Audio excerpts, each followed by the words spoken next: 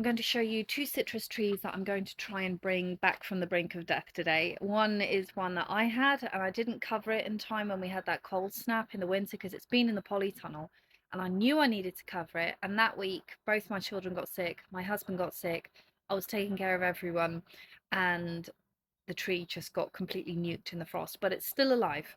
This is my brother's tree, and when he brought it to me, it had a lot more branches on. Most of them I cut off. So anything that looked like this, where it had old dead wood like this, I cut off because the likelihood of that coming back to life was practically zero. And you can see there's already some new little leaves and shoots coming up. So what I did is I cut off all the dead wood, and there was a lot of it, but you can see it's still green. So this thing is still alive, and can you see this right here? This is alive. It just needs a little bit of TLC to be in the right environment, warm enough, with the right amount of sun. And what I've done around the bottom is I've put a load of coffee grounds. These really thrive with coffee grounds and ground up eggshells. Really grind them up very, very, very fine. And to do that a little bit better on my lemon tree, what I did is I got an old caddy, which is now full of slugs. Of course, they're hiding there. But ignoring the slugs, what I've done is I've got an old food caddy like this, and this is the kind that you put your utensils in. And I've just put all the coffee grounds and the eggshells, and I water it directly into here. So that way it's more available to the roots. And then I can put this on top, which keeps the moisture trapped in it, and it makes it more available to the tree.